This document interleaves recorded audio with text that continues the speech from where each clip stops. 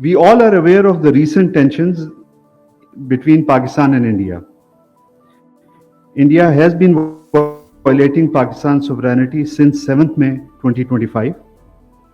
Condemnably, the Indian strikes against Pakistan have endangered the regional peace and stability.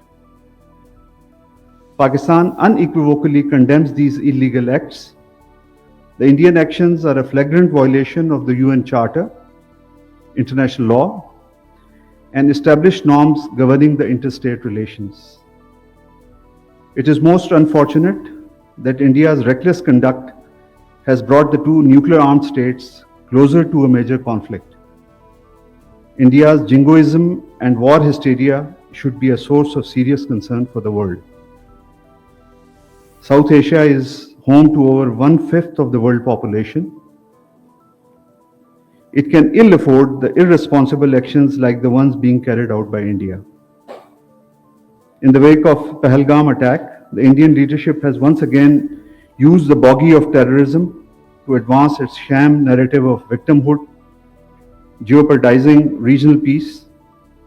We once again reject any attempt to link the Pahalgam attack with Pakistan. A number of countries have called for exercise of restraint during the last 2 weeks. The international organizations like the United Nations and Organization of Islamic Cooperation had also counseled the same. It is highly deplorable that India did not pay heed to these calls. The international community should hold India accountable for its irresponsible, unlawful, and belligerent conduct.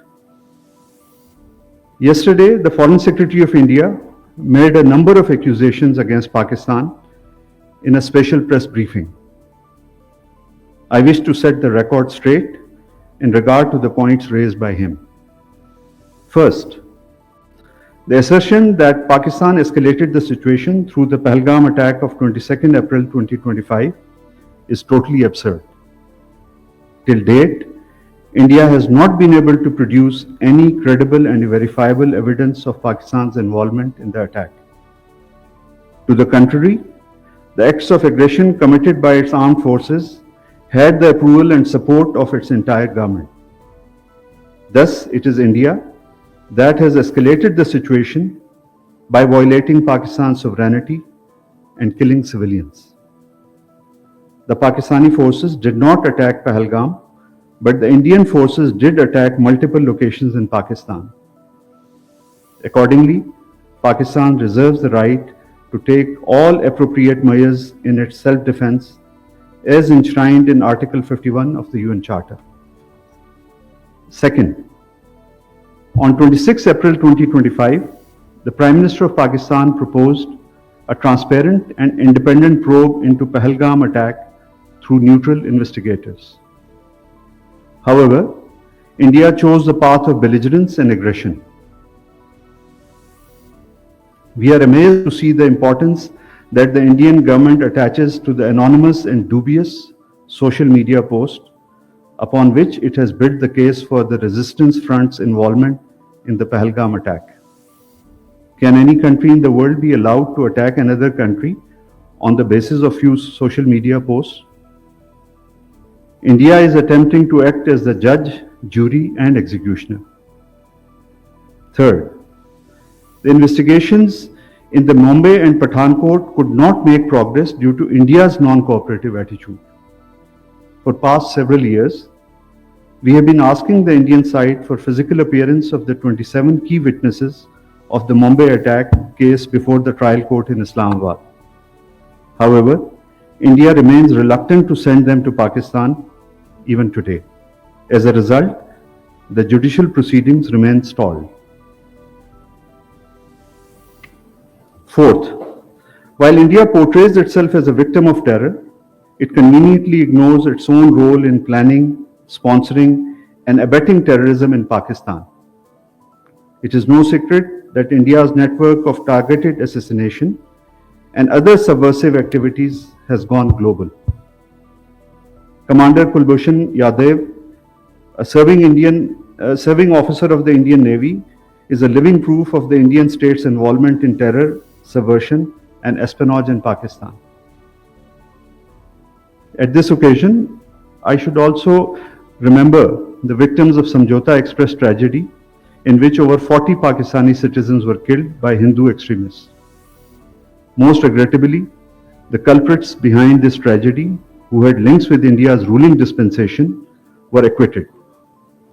We are fully justified to ask whether the victims of Samjhauta Express tragedy are children of a lesser God.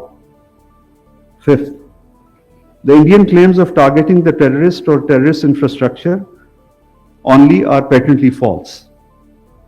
It is a matter of record that the Indian strikes resulted in martyrdom of civilians, including women and children.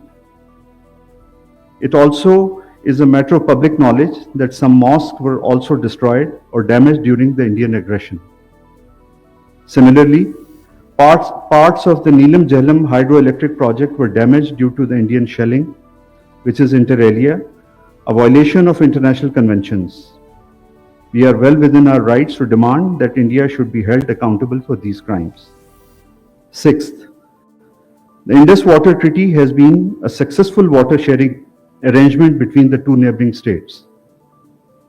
The treaty withstood tests of wars and standoffs. However, the current Indian dispensation is bent upon weaponizing water.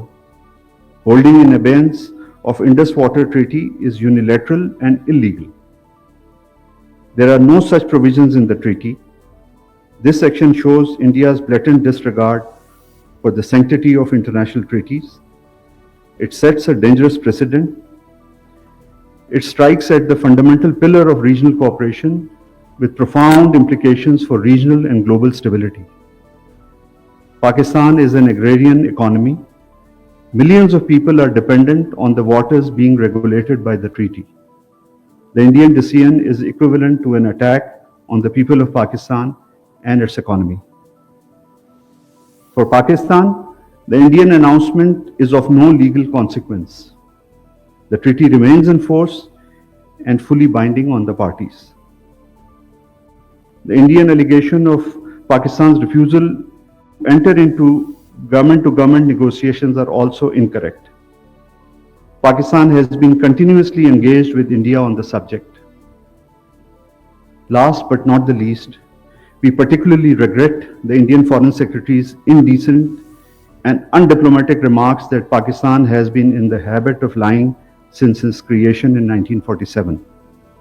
We expected better from a diplomat of his status. It is most unfortunate that nowadays India's ruling dispensation is trying to rewrite history, making a number of absurd claims. India's founding fathers must be turning in their graves. We wish to remind them that it was India that took the Jammu and Kashmir dispute to the United Nations. Today, how can it renege from its own commitments made to the United Nations, to Pakistan, and above all to the Kashmiri people? In fact, India remains a permanent factor of instability in the region, owing to its hegemonic ambitions. It has constantly been working to destabilize its smaller neighbors and has stonewalled all efforts to promote regional cooperation. I thank you. I'll take one or two questions.